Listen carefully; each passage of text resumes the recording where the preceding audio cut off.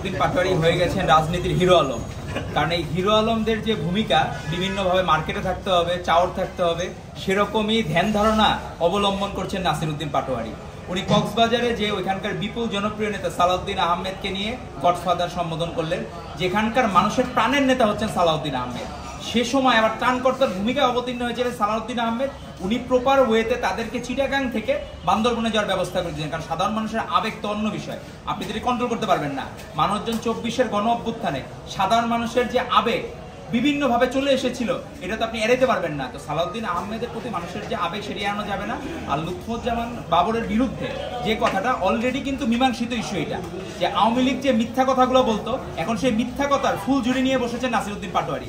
আমার মনে হয় উনি বিভিন্ন এলাকায় জনপ্রিয় নেতাদেরকে বিভিন্নভাবে ফ্রেমিং করার চেষ্টা করছেন মিথ্যা কথা বলে। সেই ইন্টেনশন নিয়ে উনি আগাচ্ছেন। অনেকটা আওয়ামী লীগের সময় হাসা মাহমুদরা যে কাজগুলো করতো, ওবায়দুল কাদেররা যে মিথ্যা কাজগুলো করতো, ইভেন স্বয়ং হাসিনাও কাজগুলো করতো, সেই রাস্তায় অবলম্বন করছেন নাসিরউদ্দিন পাটোয়ারি। তো আমার মনে হয় এগুলো বেশি দিন মার্কেটে থাকে না, মিথ্যা কথা মানুষ চলে না। 10 ট্রাক অস্ত্র মামলা অলরেডি মীমাংসিত ইস্যু, সেই জায়গা থেকে অলরেডি কিন্তু রায় পেয়েছেন, খালাস পেয়েছেন কিন্তু আপনার আমাদের লুৎফুজ্জামান খান বাবর। সেখানে হিরো আলম হওয়ার যে চেষ্টা করতেছেন রাজনীতিতে নাসিরউদ্দিন পাটোয়ারি, সেটি বাংলাদেশের মানুষ ভালোভাবে নিচ্ছে না। আর এই চেষ্টাটা, এটা অপচেষ্টায় বিলীন হয়ে যাবে। এবং সে যে বলছিল 300 আসনের কথা, সে নিজে 300 ভোট পায় কিনা সেটি আমাদের প্রশ্ন থাকবে এই জাতির কাছে।